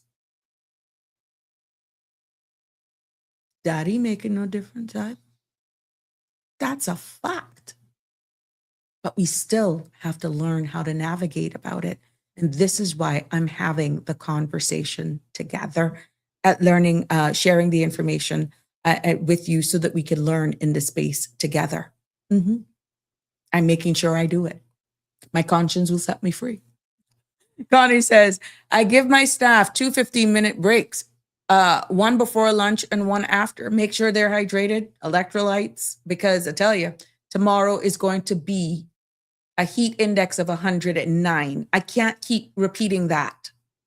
109. That's what it's going to feel like tomorrow. I tore up my lawn and used gravel. Good girl. How much hundreds did you save there? A month? Damien is weighing in. We are the ones feeling the pressure of global warming, not the decision makers. Well, unless they're living on another planet, Damien, they're also feeling it. But I see what you're saying. We can do our part by living with greater respect for the world around us, reducing waste, conserving resources, protecting natural spaces, and making mindful choices in our daily lives. We should also support sustainable practice, strengthen our communities, and prepare for the environmental challenges ahead. While no one person can solve the problem alone, collective action can help create healthier and more, and there you end it. I'm not even going to try to end it, but I see what you're going. But even with those decision makers, Damien, it's not like they're teleporting themselves someplace else. They would be silly to make decisions and not think that they're not going to be impacted by the same decisions. It may not hit them the same time, but I tell you what, it could hit them too. So, but I get the essence. I get what you're saying. I get exactly what you're saying, but it didn't come through. It ended at and more. Okay. Andrew is saying either pay your CUC or the mortgage, rent, food for kids, seniors. Before this heat wave come in, my friend Andrew, people were doing that. Yeah. It rough. Bulldog rough. It rough. And like I said earlier this week, we're all going through something, just that not everybody goes through or show what they're going through. They don't wear it on their sleeve. A lot of people are actually struggling. A lot of people are carrying a lot, and they're just living. They're showing up. They're trying to be their best. They're putting their best foot forward. And now we got this to deal with, a reality. Yeah.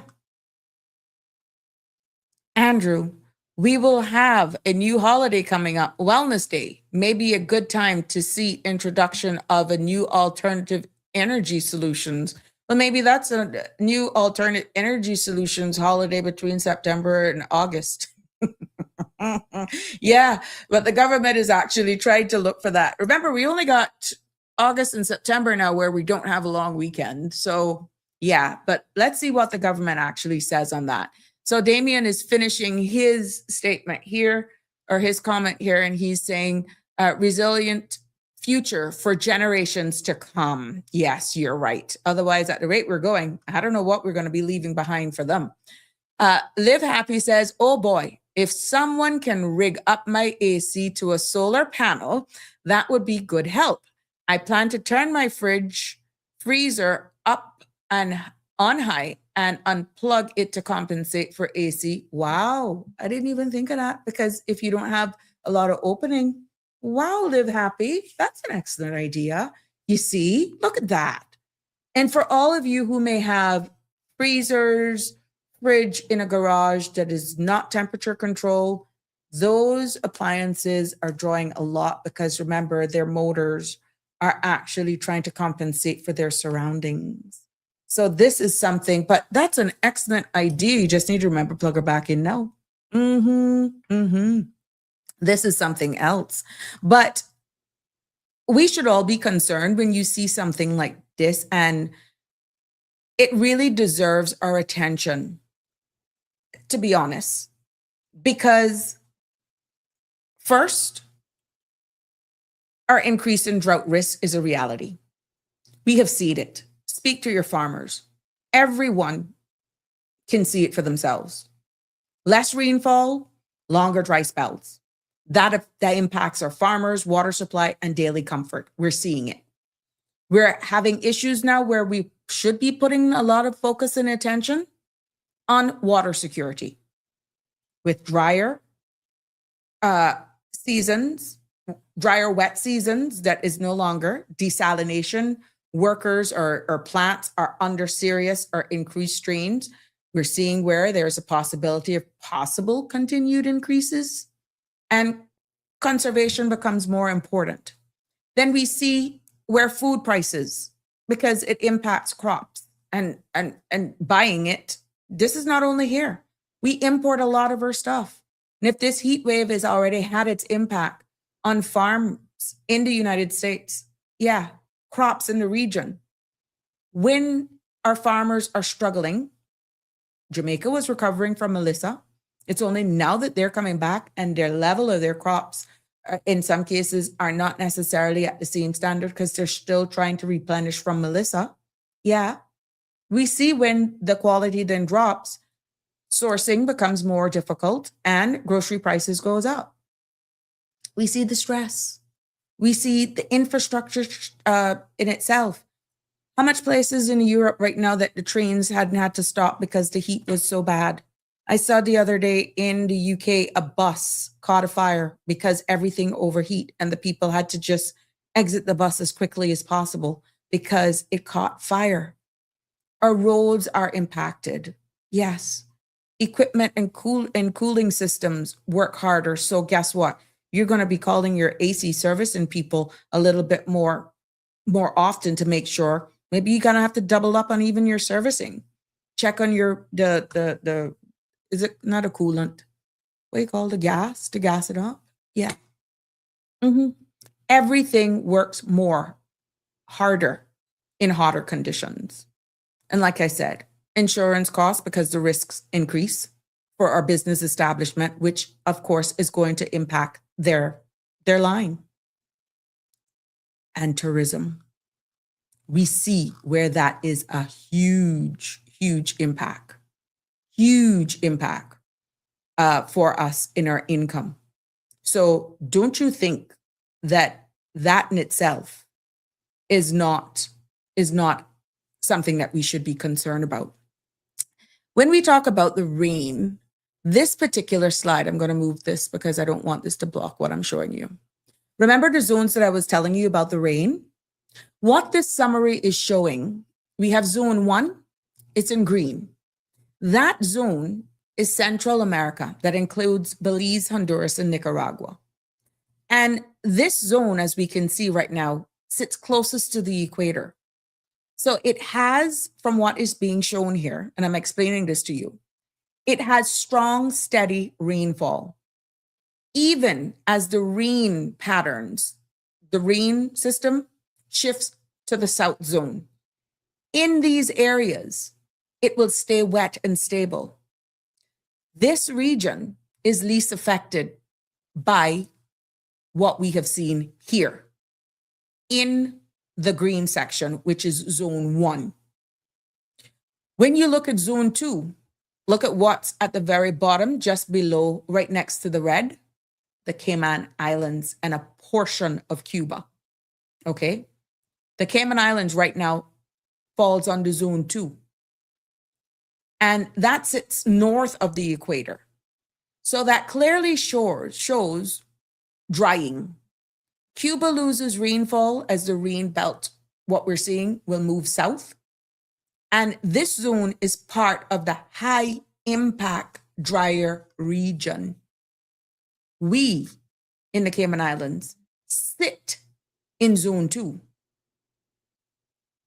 Yeah, we are a high impact drying region when it comes to this. If you even look at this, look under Cuba, see where Jamaica is, it's red.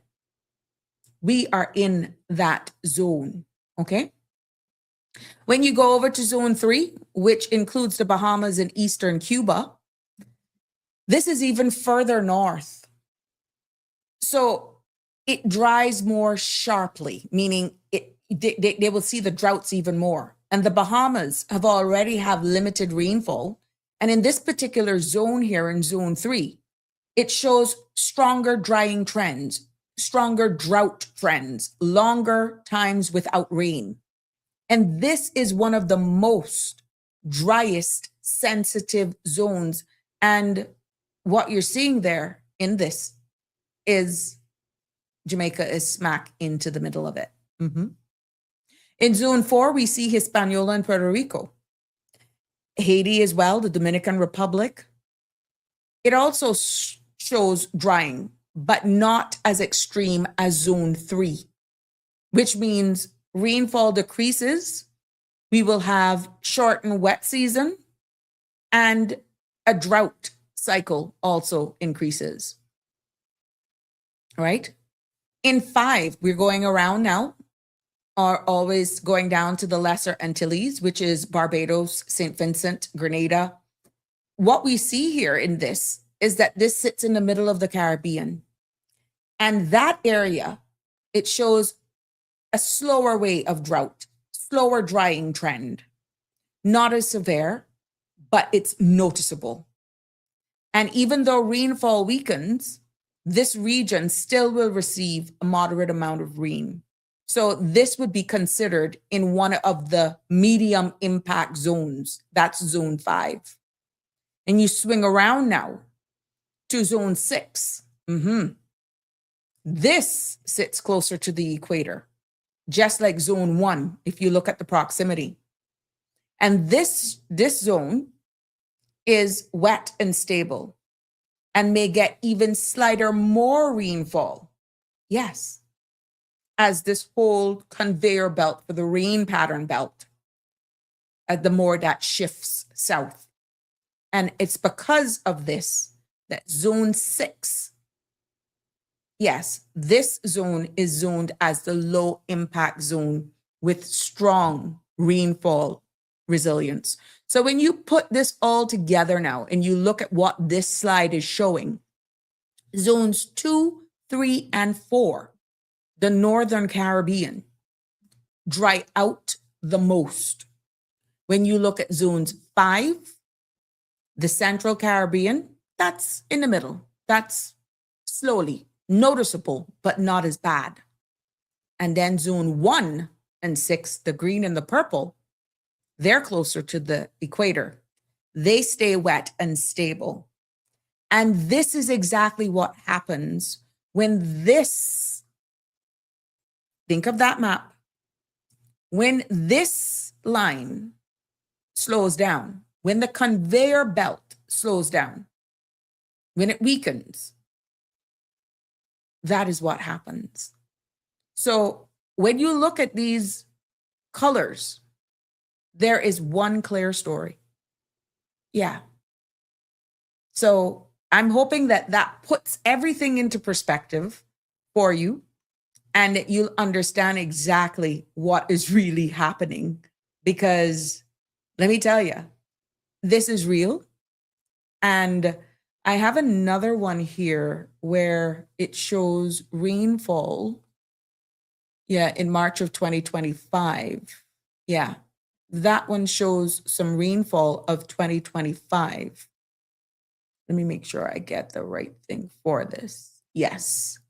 What this shows in 2025, total rainfall in March of 2025, is the light yellow is very little rain. Anything on this where it's like yellow and you look right there where you see Grand Cayman and you see the sister islands right there, you can see that's in between. Yeah, these are quite interesting when you look at it. Very little rainfall. So this one shows us exactly what is happening with our rainfall. And the darker the blue is, the more the rainfall. So you can see exactly what's happening, what is happening in this slide. Here we also see another one that can be better explained because you have some oranges, you have a darker orange, and then you have some yellows that are plopping up on the screen as well. These also measures the rainfall that we can have here to make it make sense.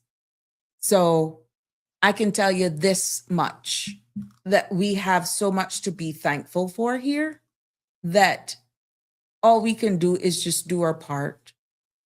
I just hope that, it all works out, that we have and we fund the necessary funding, or we get the necessary funding so that we can prepare for the realities of everything that's happening around us. But I'm hoping that you will see the importance of having these type of conversations so that at the end of the day, you are not caught off guard and you know exactly what is happening around us. Andrew is saying, I can only imagine the amount of your constituents who come to you expressing the hardship with paying utility bills. Well, no more. But yeah, I still get a number of calls, though, to be honest with you. I do. And but back in the day, it's only going to get worse right now. The thing is, a lot of our people are already getting assistance. Listen to what I'm about to say. But if it continues to go up, as we have heard callers here saying, don't cut me because things are increasing, even if they don't cut them and they're getting assistance for utilities, if the utilities continue to rise, then that's more money that government is going to have to pay for all those who depend on government assistance to help them with utility costs. Because even though they're not paying it directly, somebody's still paying the bill, if you get what I'm saying. So everything is going to be impacted and it's going to need funding. So yes, people had hardships with food. And this is why we were so active on the ground with trying to make sure we could have alleviated the stress during the summer to have the camps for 2 weeks, 3 weeks free of charge and provide the meals and all that sort of stuff.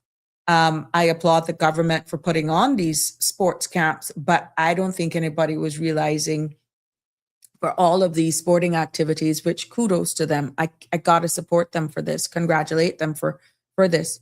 But they're just going to probably have to put some more funding into making sure that our children are hydrated when they're out there out on the courts, out in the field. It's different if you're doing the swimming part because you're going to get cool.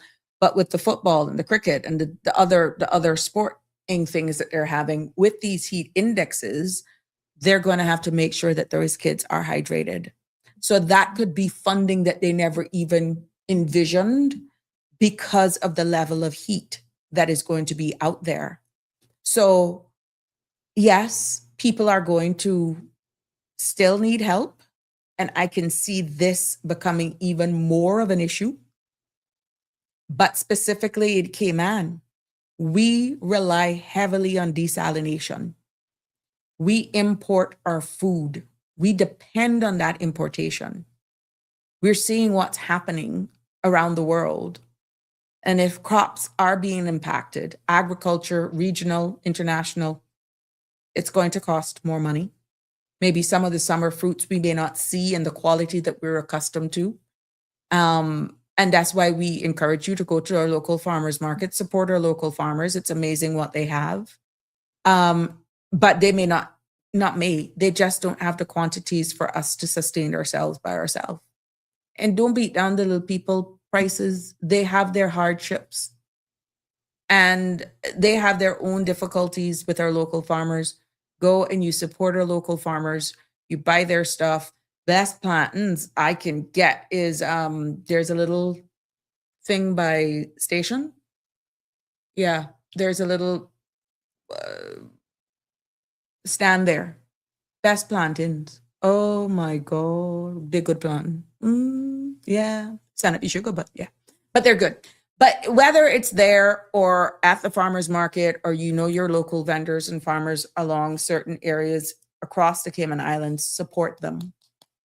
If you're not out there, you do not understand the hardships that they go through in order to assist with putting food on our table. I know some of y'all love this plantain with every meal.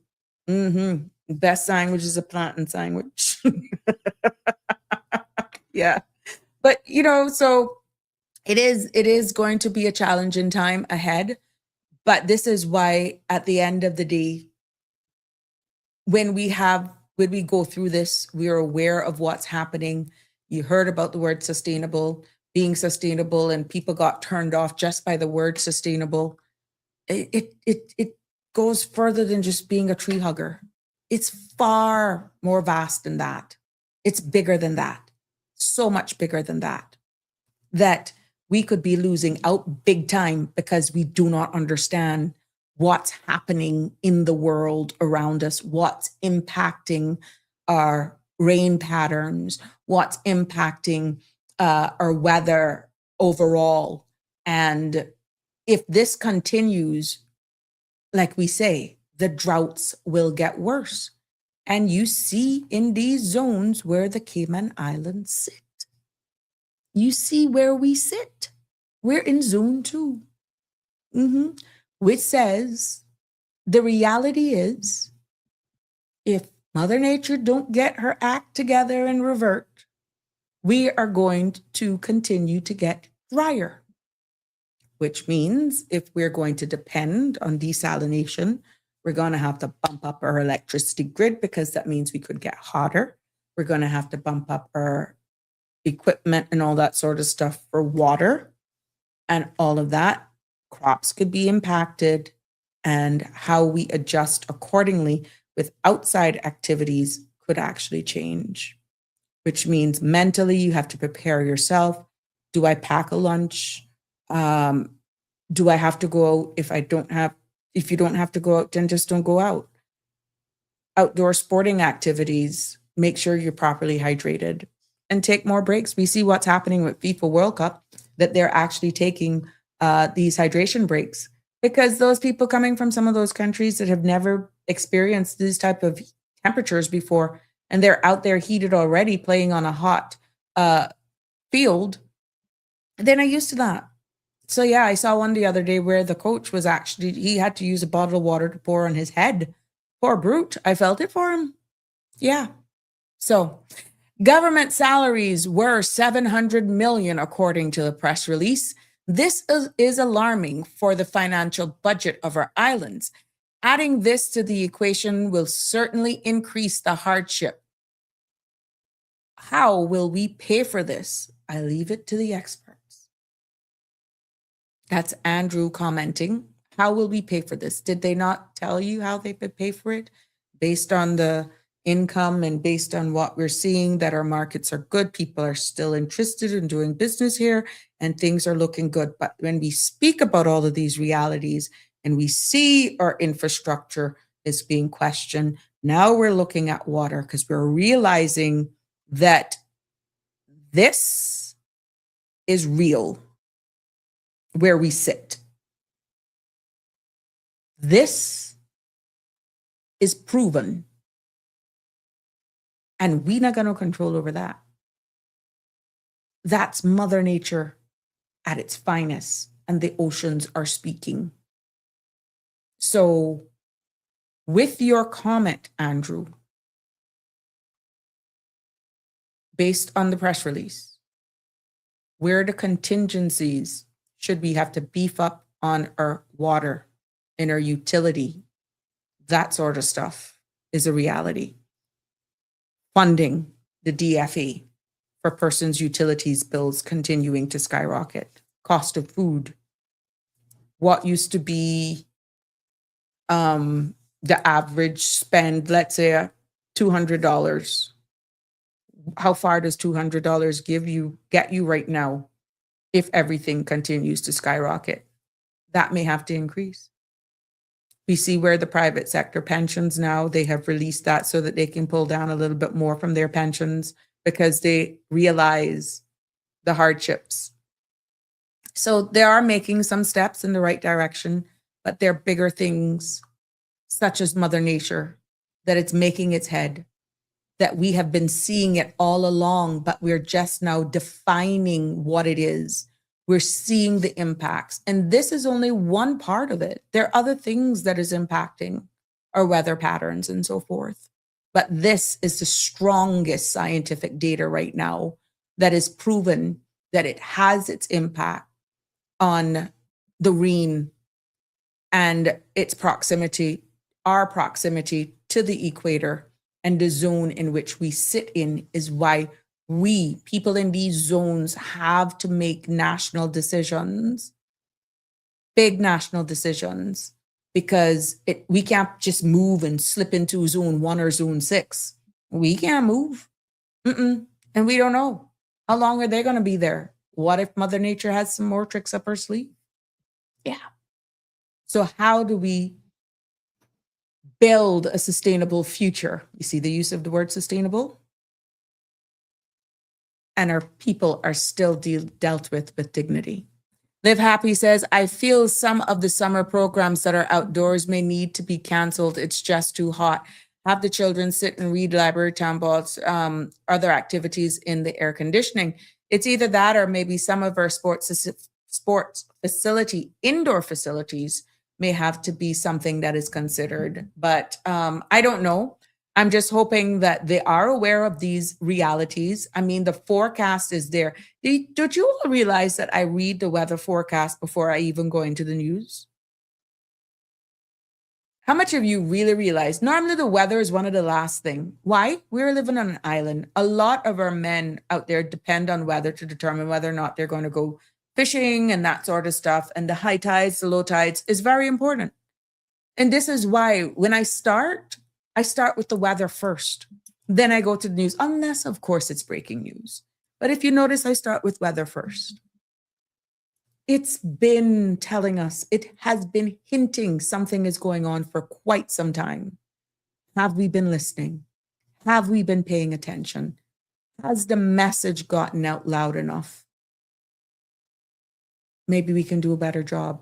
I hope that this episode of Sabrina Speaks has opened the door for a wider conversation to ensue, for those in positions come together with the realization, and you can go and fact find my research. It is proven. This is facts.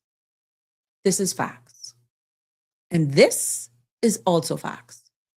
Yeah, this is not conspiracy. This is facts, and it's happening. And even if you question it, you can't say that our downward trajectory in rainfall is not a reality, because that in itself has been proven. So I'm hoping that this kicks off a wider discussion on a more national level. And instead of just focusing on the what ifs, that we're also, as we're focusing on these what ifs, that we look further afield in our resilience, service, manpower, and equipment to weather a hurricane, tropical storm, natural disasters, earthquakes, whatever. But also bear in mind that we could have an aging system when it comes to our infrastructure for water. And we're going to have to look at that sector totally different when you see the data that's being released here and exactly the fact that we sit in zone 2. 𝗪𝗏𝗁 has a serious issue. Sometimes the east part of 𝗪𝗏𝗁 is literally, oh my God, please rain, rain, rain. And there may be a difference between our sister islands as well and how drier other islands are between our 3 islands. So go and fact find me. But the bigger message that I want to leave here is so that every individual is aware of what's happening. Mother Nature is definitely at work. It's going to impact us from our mental health to the way we live, to our insurance, to our tourism product, to just even how we commute back and forth. It's going to have its impact. So we're more connected to weather than you think. And that is why I bring you episodes like this of Sabrina Speaks as we continue to grow, build, and learn here, one episode at a time. That brings me to the end of today's episode of Sabrina Speaks as we ease on into Friday. I am excited about the upcoming weekend. And I want to thank all of you for joining me. I want to thank you for your loyalty. I want to thank you for sticking with me and staying with me. Thank you for all of the food. Yeah, instead of flowers, which I don't mind. And all of the feedback that we're getting. And of course, you, each and every one of you, for showing up every day. Please do have a good evening. It's soon be kickoff time for all of my football fans and lovers. If it's not already started, knowing me, I'm probably an hour late. But yeah, until tomorrow, looking forward to a Free Flow Friday right here on Sabrina Speaks. Good night. Stay safe. God bless. Love you lots. Take care. That's a wrap for today's edition of Sabrina Speaks. Thank you for tuning in and for being part of the conversation. Remember, the dialogue doesn't stop here. Stay engaged, stay informed, and most importantly, stay empowered. We'll be back tomorrow at 5 p.m., same time, same place, right here on CMR TV and radio, where your voice matters and your truth is heard. Until then, K-Man, take care of yourself and each other. That's it for today's edition of Sabrina Speaks, where your voice matters, your story counts, and your truth is always welcome. Join us weekdays from 5 until 6:30 p.m. right here on CMR TV as we dive into the topics that matter most to you. Catch the show live or on demand at cmrtv.com. And don't forget to follow us on Facebook, YouTube, and Instagram so you never miss a moment. Until next time, stay informed, stay engaged, and always speak your truth.